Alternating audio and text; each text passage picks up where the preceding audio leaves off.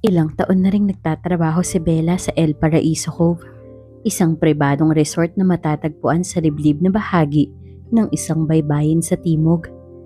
Sa edad niyang 25, kabisado niya ang bawat sulok ng lugar, mula sa mga villa sa itaas ng burol hanggang sa mga cottage sa tabi ng dagat. Sa umaga ay abala siya sa pagtanggap ng mga bisita sa front desk. Sa gabi, may sariling tahimik na misyon ng kanyang mga mata. Hindi siya ganun kaganda na malaartistahin, pero may isang bagay sa kilos niya na hindi madaling ipaliwanag. Ang paraan ng kanyang paglalakad, ang madalas na pagdikit ng mga palad sa leeg o balikat, at ang pagtingin niya sa mga lalaking may kasama ng babae. Lalo na kung kaibigan niya ang kasama ng mga ito. May misteryong bumabalot sa bawat ngiti niya at bihira siyang pumalpak. Tatlo ang madalas niyang kasamang babae sa trabaho. Si Janine, si Carla, at si May. Si Janine ay tahimik at laging nakaayos ang buhok.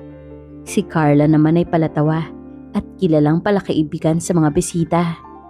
At si May, seryoso at bihirang makipagkwentuhan tungkol sa personal na buhay. Pero ang gusto ni Bella ay yung mga hindi naghihinala. At dito siya magaling, sa pagpapanggap. Lumalalim na ang gabi noon. Wala nang masyadong bisita, maliban sa isang grupo na bagong dating mula Maynila. Isa sa kanila ay ang kasintahan ni Janine, si Marco. Malinis manamit, may katawan na lalaking sanay sa gym, at may boses na kahit bulong ay malinaw. Hindi siya ang tipo ni Bella dati, pero may kung anong init ang sumiklab sa kanya nang makita niyang hinahalikan ni Marco sa Janine sa may garden deck. Hindi selos ang nararamdaman niya. Hindi rin inggit.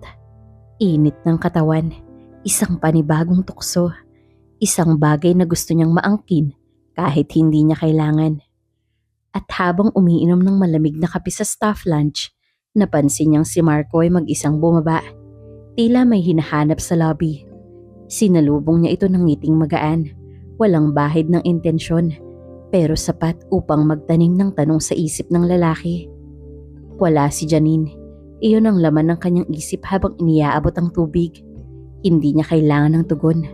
Tumalikod siya at tinapik ang mesa at iniwang nakabukas ang pinto ng supply room. Narinig niyang pumasok si Marco sa lunch matapos ang ilang segundo. At dito nagsimula ang una niyang gabi ng pagtikim ng ipinagbabawal. Sa liwanag ng fluorescent lamp at lamig ng aircon, unti-unting bumigay ang katawan ni Marco sa mga kilos na hindi nangangailangan ng salita. Hinayaan ni Bella ang lahat. Wala siyang pakialam kung marinig sila o kung may biglang dumating. Sa sandaling yun, siya ang may hawak sa atensyon ng lalaking dati hawak ng kaibigan. Ang bawat dampi ng palad ni Marco sa kanyang itaas ay tila paulit-ulit na kinukuryente ang kanyang laman. Inabot niya ang batok nito, nilapit ang katawan sa kanya, at dahan-dahan itong itinulak patalikod sa sofa. Marahan pero kontrolado. Hindi niya kailangang magmadali. Gusto niyang damhin bawat segundo ng pagkatalo ng lalaki sa sariling pagpipigil. Ramdam ni Bella ang unti-unting pagtaas ng temperatura ng paligid. Hindi dahil sa klima, kundi sa init na nag-ugat sa pagitan nila. Isa iyong uri ng init na hindi kailangan ng dahilan. Habang abala ang mga labi ni Marco sa kanyang balat, pumikit si Bella. Pinakawalan niya ang lahat ng inhibisyon. Hindi niya kailangang magmahal para marating ang sukdulan. At sa oras na yun, iyon lang ang gusto niya. Nang matapos ang sandali, inayos ni Bella ang kanyang uniforme na parang walang nangyari. Iniwan niya si Marco sa sofa na tila litong-lito, nakayuko at tahimik. Tinapik niya ang balikat nito bago lumabas ng lunch at bumalik sa front desk. Kasabay ng pagbalik ni Janine mula sa isang mabilis na lakad papuntang guest villa. May humahanap kay Marco. Iyon ang sinabi ni Janine pagkakita sa kanya. Ngumiti lang si Bella. Baka nasa labas lang. Isa iyong sagot na puno ng pagtatago. Isang linya ng pangkaraniwang katwiran pero may kabalintunan sa ilalim. Alam niyang hindi pa tapos ang kanyang gabi. Sa isip niya, nagsisimula pa lang ang tunay na laro. Nang makabalik sa kanyang silid, dahan-dahan niyang inalis ang kanyang uniforme. Wala nang ingay, walang ilaw maliban sa liwanag mula sa bintana. Lumapit siya sa salamin at pinagmasdan ng sarili. Wala siyang nararamdamang guilt. Bagkus, tila lalo siyang nabuhay. Parang may isang bahagi sa kanyang pagkatao na matagal nang natutulog at ngayon lamang muling nagising. Muling sumagi sa kanyang isipan ang paraan ng paghawak ni Marco sa kanya. Ang bigat ng hininga nito habang pinipigilan ang sarili. Ang paraan ng pagtalikod nito matapos ang lahat. Parang isang lalaking tinukso at hindi na makabawi. At sa likod ng lahat ng iyon, naroon si Bella. Tahimik. Malamig ang kanyang anyo sa harap ng iba. Pero sa ilalim ng balat, may apoy na hindi madaling mapuksa. Sa mga sumunod na araw ay balik sa normal ang lahat. Walang nagbago sa kilos ni Marco. Wala ring nabanggit si Janine. At si Bella, parang walang nangyari. Pero sa bawat sulyap niya sa lalaki, alam niyang may iniwang bakas sa kanilang dalawang gabing yun. At sa resort na yun na tila isang paraiso, alam niyang marami pang gabing magpapaalab sa init ng kanyang katawan. Makalipas ang ilang linggo, mula nang mapasakamay niya si Marco, bumalik sa dating tahimik ang daloy ng buhay ni Bella. Walang bumubulong, walang nagtatanong, at higit sa lahat, walang nagbabago sa turing ng kanyang mga kaibigan. Para bang walang nangyari. Pero sa ilalim ng mga ngiti ni Bella, nananatiling buhay ang alaala ng gabi ng kanilang lihim na kasalanan. Hindi niya rin ito pinagsisisihan. Inaalala niya ito para ulitin sa panibagong katawan, sa panibagong tukso. Sa mga panahong yun, unti-unti na ring nararamdaman ng papalapit na tag-init. Dumarami ang mga booking.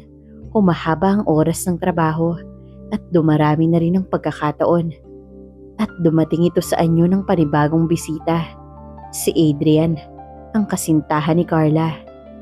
Hindi kagaya ni Marco na may seryosong aura, si Adrian ay masayahin, palabiro at tila palaging komportable sa paligid ng mga babae.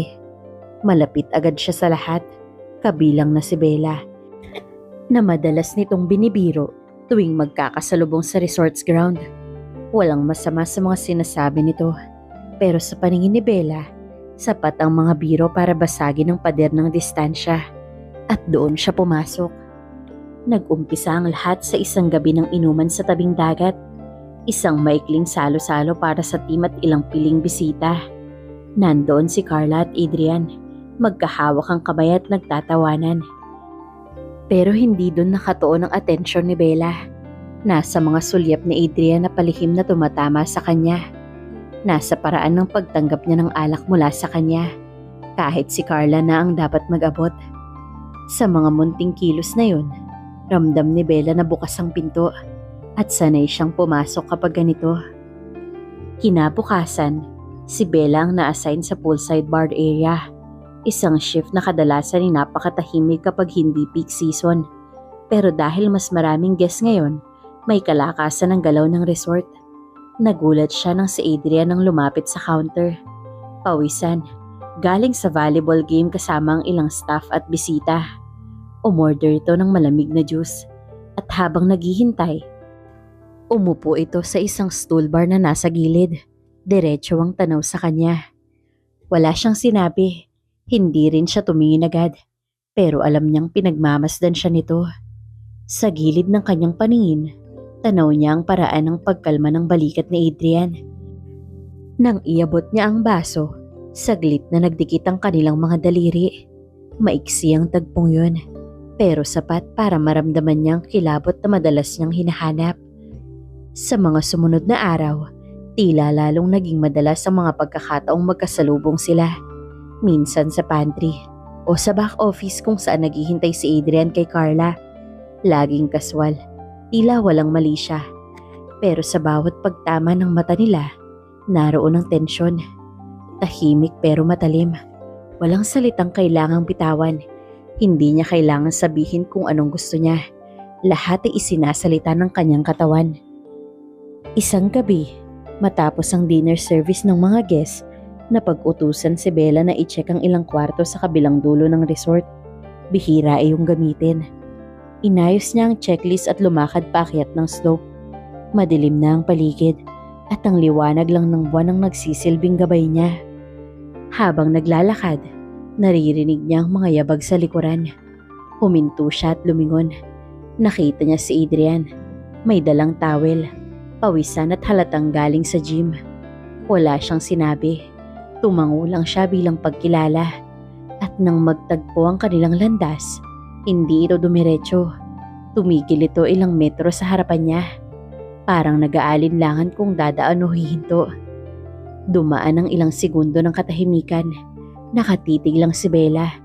Hindi siya kumikilos, hindi rin umiwas. Parang may tahimik na alon ng kasunduan sa pagitan nila.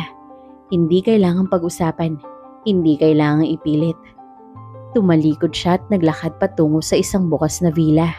Walang sinabi, pero hindi siya nagulat nang marinig ang marahang yabag sa likod niya. Pumasok siya sa loob at iniwang bukas ang pinto. Sa loob ng kwartong yun, malamig ang aircon, tahimik ang paligid at amoy pa rin ang linis na linen ng kama. Tumayo siya malapit sa bintana na hindi lumilingon. Narinig niyang pumasok si Adrian at marahan itong isinara ang pinto. Wala pa rin nagsasalita, pero ang bawat galaw nila ay may bigat, may direksyon, may kisiguruhan. Lumapit si Adrian sa likuran niya at saglit silang naghintay bago nagsimula ang hindi inaamin pero alam na pagnanasa. Ang unang haplos ay sa kanyang balikat, marahan, tila nangihingi ng pahintulot pero hindi na siya gumalaw. Parang sinasabi ng kanyang katawan na wala nang kailangang itanong. Dahan-dahang gumapang ang palad ni Adrian sa kanyang braso, papunta sa kanyang bewang. Lumalim ang kanyang paghinga. Aramdam niya ang init ng katawan nito nang dumikit sa likod niya.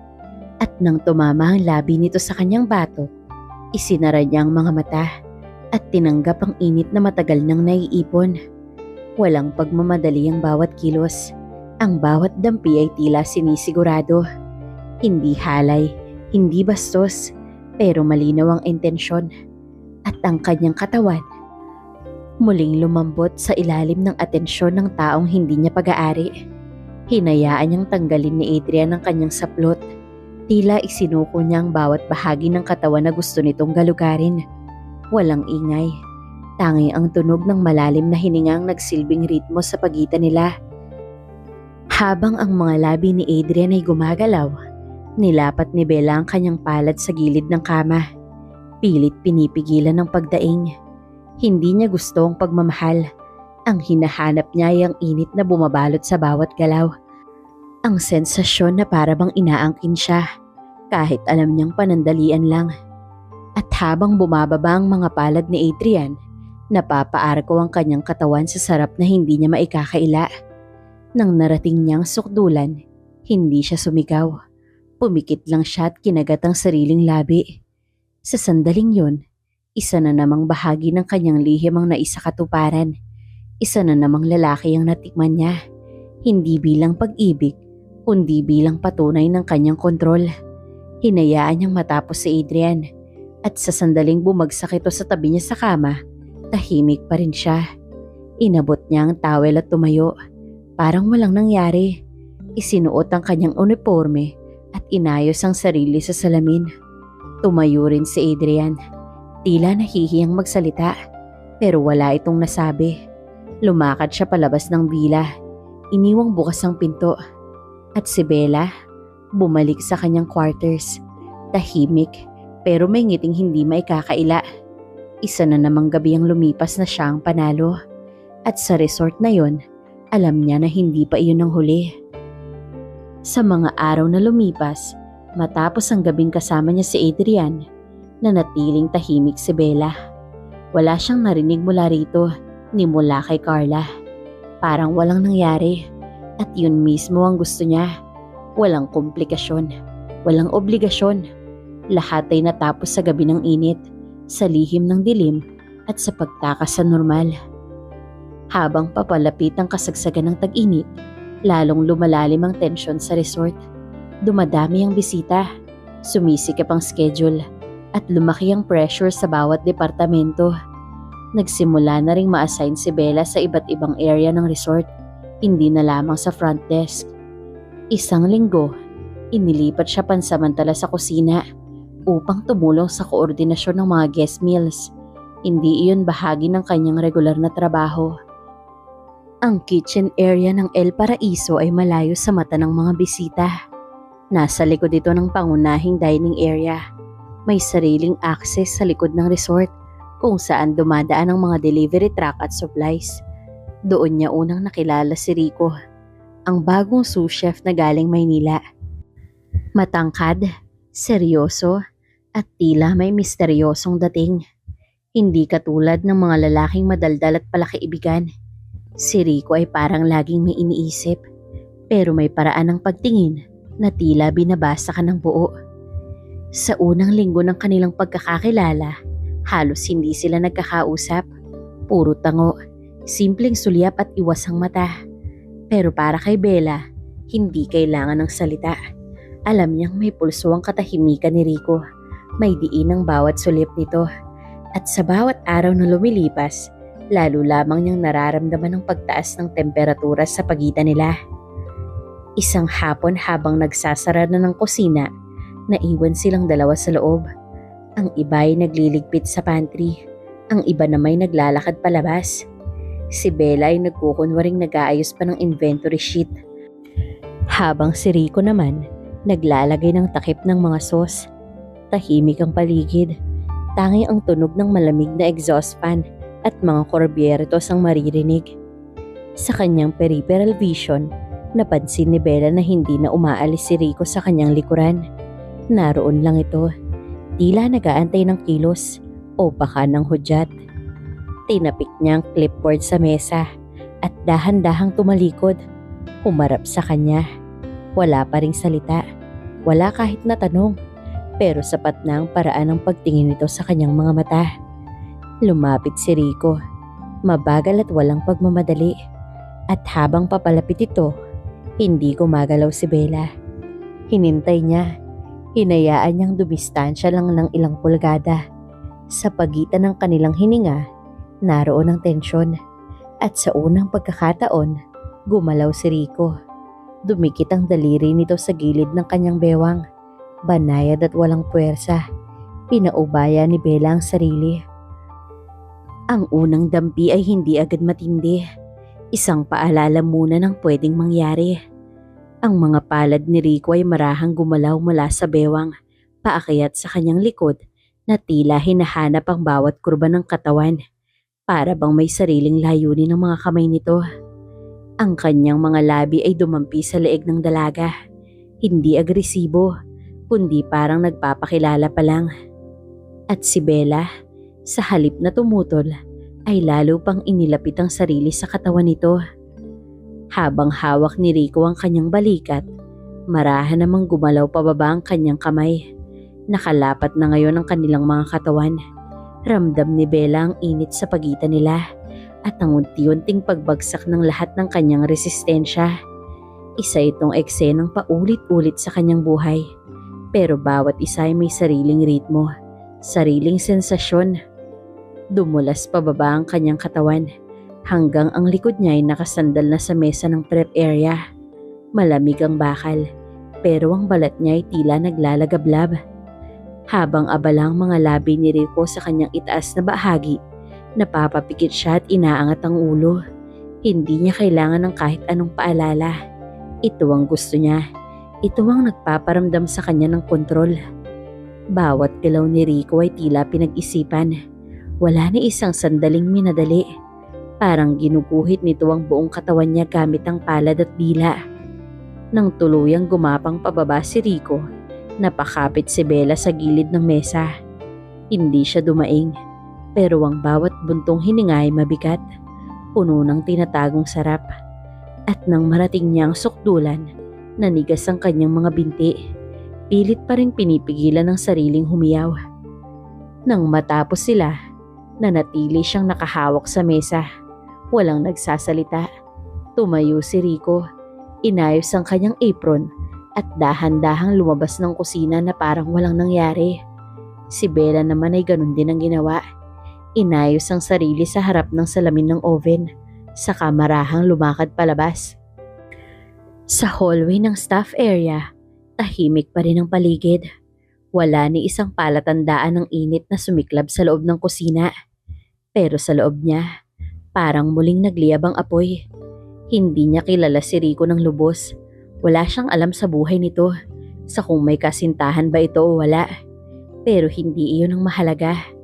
Ang mahalaga, alam niya na siya ang pinili nito sa sandaling yun, at yun lang ang kailangan niyang maramdaman. Sa sumunod na araw ay normal lang lahat. Si Rico ay tila walang pakialam sa nangyari. Hindi ito umiwas, pero hindi rin naging malapit. Para kay Bella, iyon ang perpektong kalagayan. Wala siyang kailangan ng higit pa sa isang gabi. Wala siyang kailangan na pangako. Sa resort na ito, siya ang gumagawa ng sarili niyang kasiyahan. Sa paglalakad niya pabalik sa kanyang kwarto, dahan-dahang pumasok sa isip niya ang sunod na tanong. Sino na kaya ang susunod? Ilang araw na rin ang lumipas mula ng huling gabi sa kusina. Sa labas, tila walang nagbago sa takbo ng resort. Paikot-ikot ang mga bisita. Abala ang mga empleyado. Maayos ang lahat.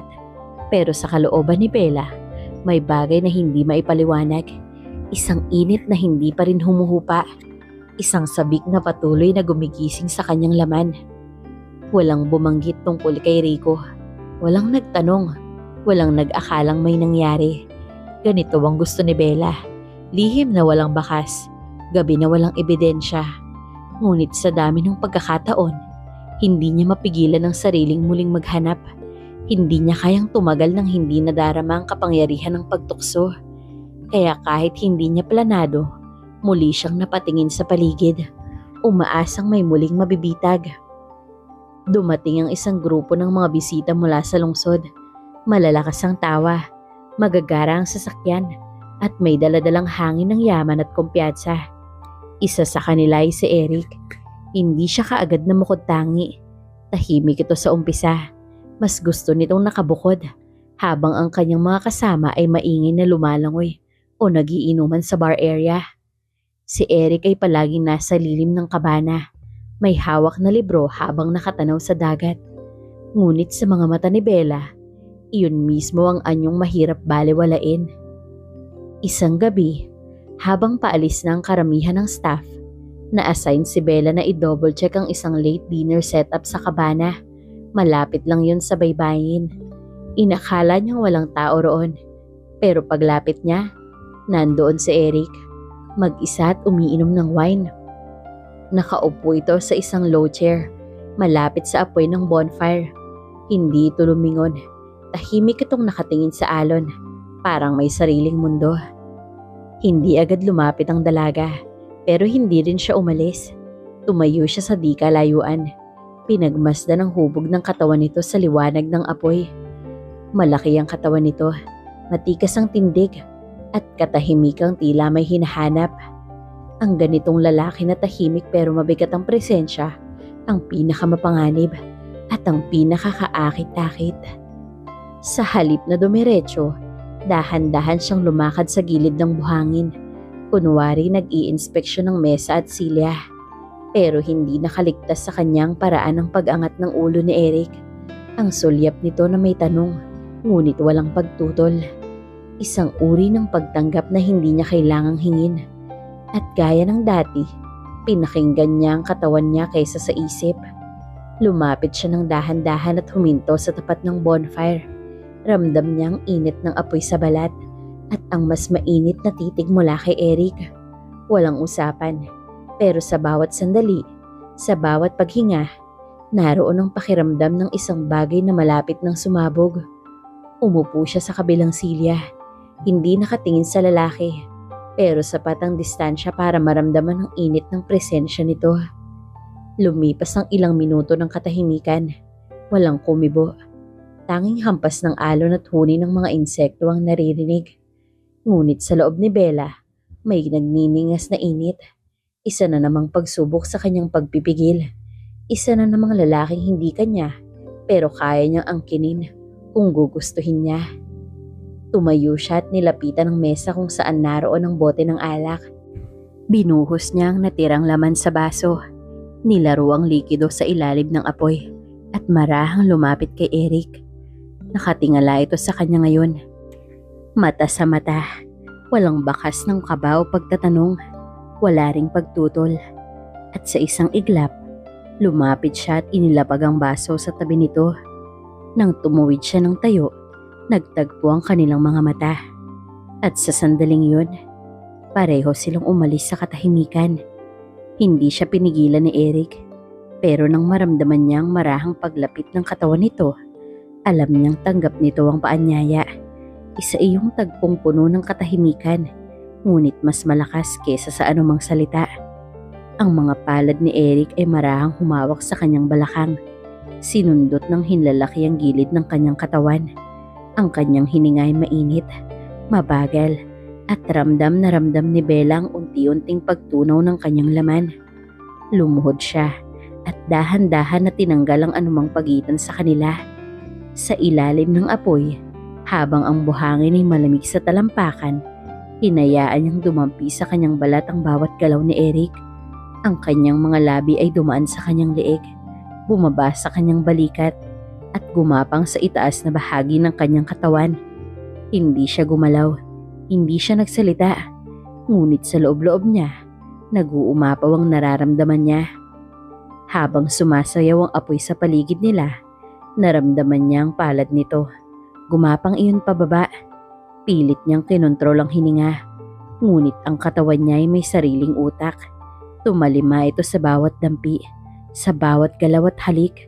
At bawat segundong lumilipas, nararamdaman niya ang paglapit sa suktulan. At nang tuluyan niyang marating ito, napapikit siya kagatang lapi.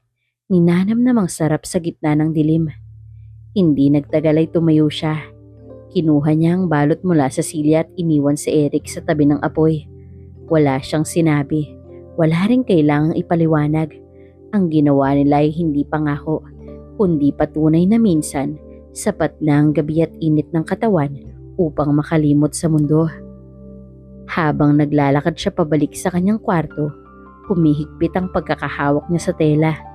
Hindi dahil sa lamig, kundi dahil sa init na naiwan sa balat. Isa na namang gabi, isa na namang katawan, isa na namang tagumpay. At sa kanyang isip, may sumisibol na ideya. Bago matapos ang taon na ito, kailangan mahigitan niya ang bawat gabing lumipas. Hindi pa siya tapos. Mabilis ang mga sumunod na araw sa El Paraiso Cove.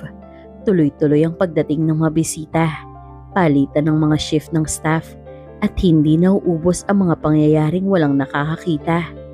Para kay Bella, bawat gabi ay parang paanyaya. Bawat lalaking dumarating ay parang pinto na maaaring buksan kung gugustuhin niya. At sa halos 3 buwan ng tag-init, naging koleksyon ng init ang bawat linggo.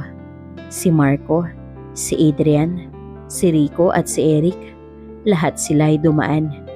Nakiangkas sa kanyang katawan na gutom sa pansamantalang kasiyahan. Pero habang papalapit ang katapusan ng season, may nararamdaman siyang pagbabago. Hindi ito pagod, hindi rin pagkasawa. Isa iyong uri ng pagkabusog.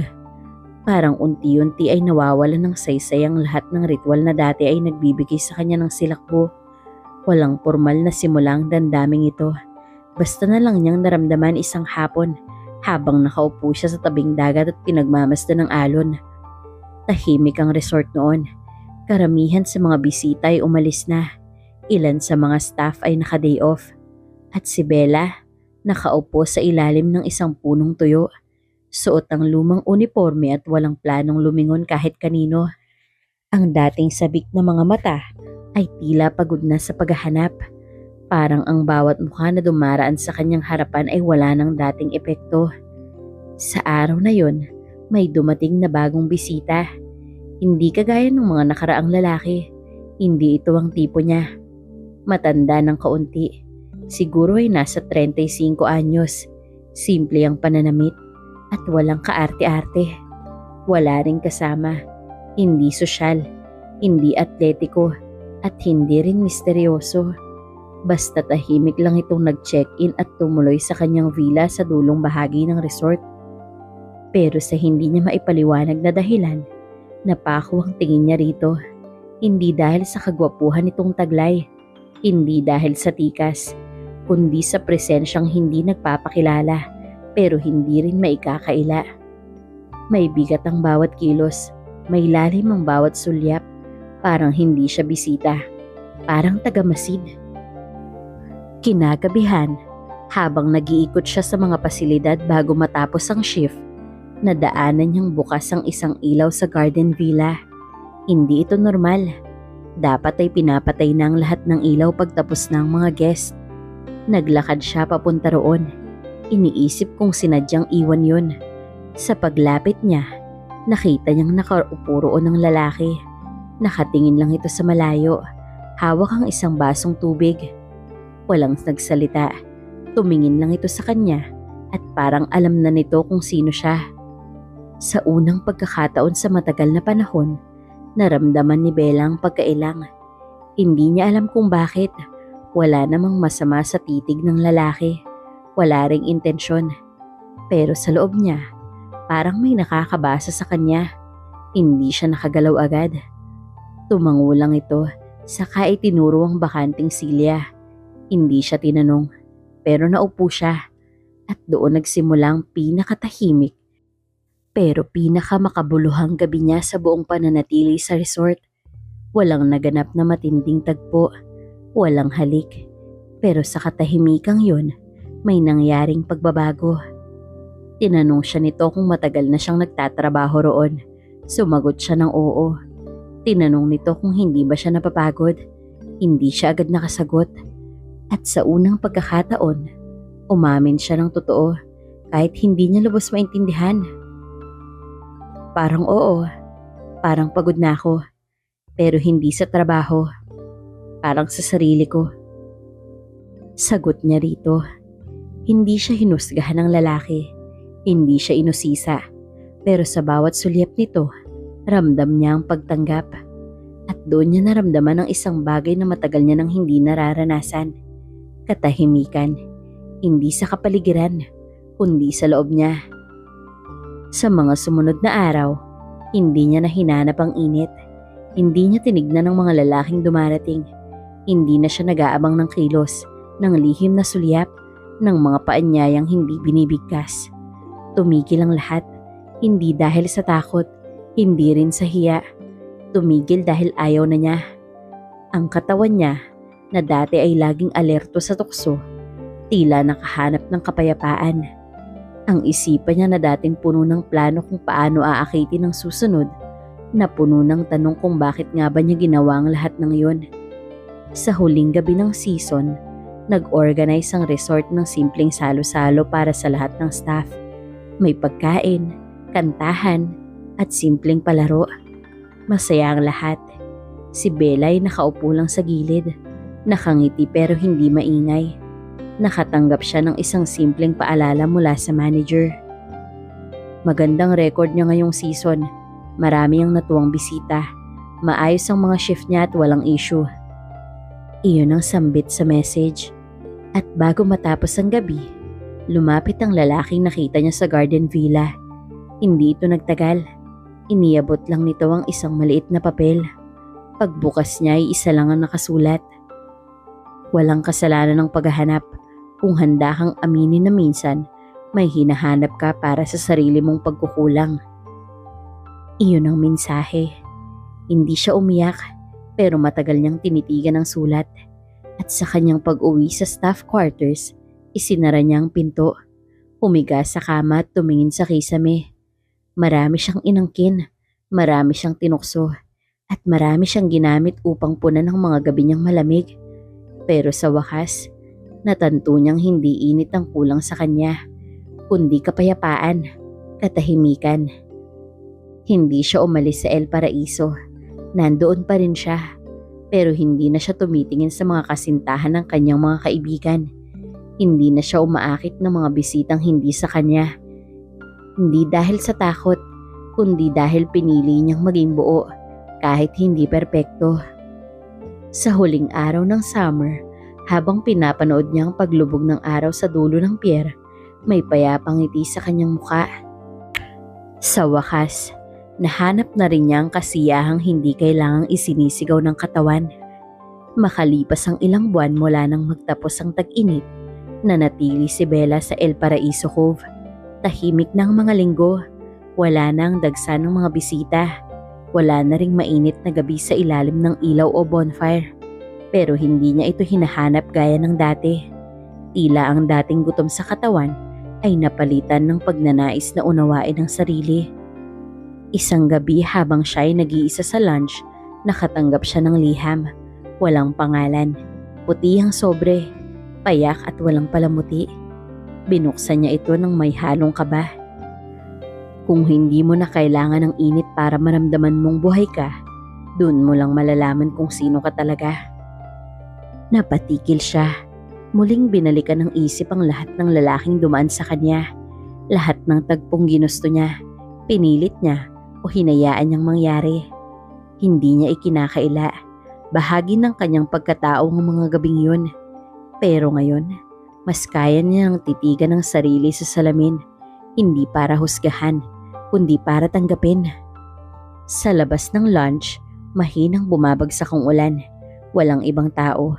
Tahimik ang paligid, malamig ang simoy ng hangin. Sa unang pagkakataon, tinanggap niya ang lamig ng walang takot. Hindi niya ito tinatakasan. Hindi rin niya ito pinapalitan ng katawan ng ibang tao. Basta niya itong tinanggap, tulad ng pagtanggap niya sa kung anong nararamdaman niya ngayon. Hindi niya alam kung ano na siya bukas. Pero sa gabing yun, malinaw sa kanya na kaya niyang mag-isa. Kaya niyang hindi manukso. Kaya niyang hindi humawak sa iba para maramdaman ang sarili. At iyon ang unang gabing tunay siyang naging malaya.